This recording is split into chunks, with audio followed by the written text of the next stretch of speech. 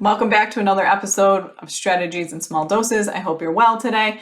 I want to just chat a minute about networking, relationship marketing, and how it takes time. It takes time to build those relationships, but also it's not necessarily about the person that you're networking with per se, but who they might know. And that's the beauty and the benefit to networking properly.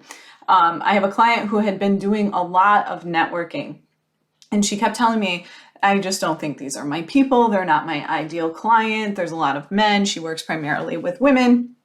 And she said, a lot of men come to this networking event, and I just don't think it's my ideal client, and I don't think I'm going to go. And she hasn't gotten on any one-on-ones with them.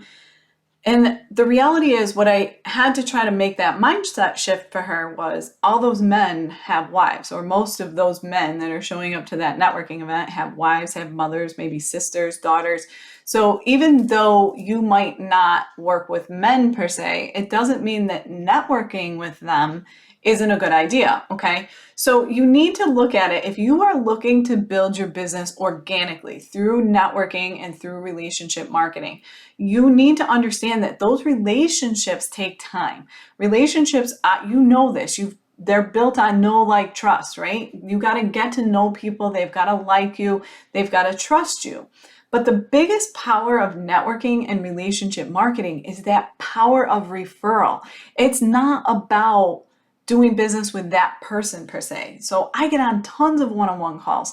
Do you know, and a lot of times it's with somebody who offers a similar service or a service that's corresponding to mine. But the reality is, it's not about the fact that they're going to do business with me or I'm going to do business with them. It's about making sure that you build that relationship with them, you get to know them, so that you then can keep them top of mind and refer them out to the people in your network or the people that cross your path.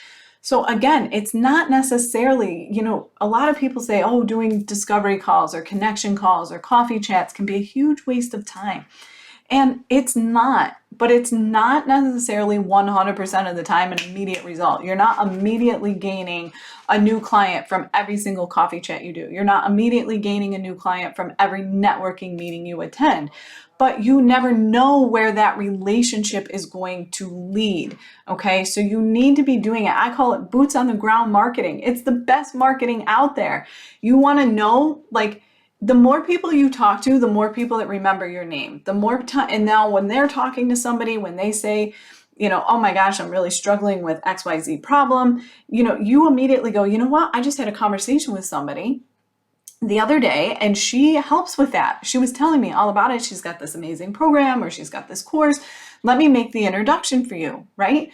And all you've done is have coffee with them once, but now they're talking to all their network, and now you start to build this word of mouth referral. It's a longer process than maybe some of these fancier paid marketing, buying leads, buying followers. I know that's all out there, but the reality is, it all takes time. Even if you buy followers, you think those followers are going to immediately, now I'm not saying to buy followers, do not quote me on that. What I'm saying is, if you've chosen to go down that road, it doesn't mean that those followers are going to immediately convert. No, they've got to know you. They've got to follow you. You've got to have conversation with them. Again, the same holds true in networking. And you need to treat networking the same way, whether it's online or in person. So many people think oh, online networking, it's different. It's not. It's the same. Get on a coffee chat with them and just understand that it's going to take time and it's not about them. So even if you show up to a networking event and it's filled with a room of people that are not necessarily your ideal client, whether it's online or in person, know that they all know somebody, and you don't know who that person is. You never know who it is that they know. I've got a great example. I met with a guy who was a mortgage broker, and they do this law of numbers. And he met with me, this was years ago, and he said to me, you're just one of my 100. I know that I've got to meet 100 people, and eventually one person will do business with me. So you're just one of my 100.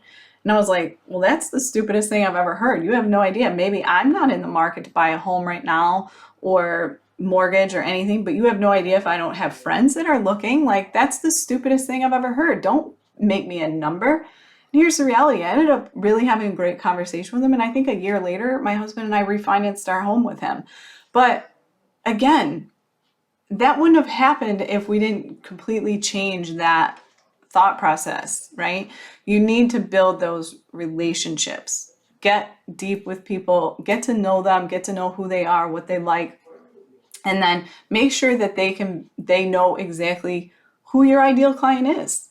And say, hey, if somebody comes up to you and says, I've got all these ideas, I know I need to grow my business, and I've got a million ideas and I'm not sure what to do, that's how you want them to go, you know what? I know the perfect person. Because I do that when I network. I say, I want people to think of me.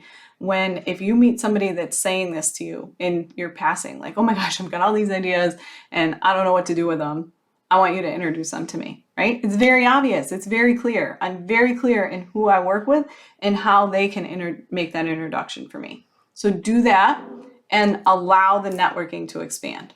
Okay?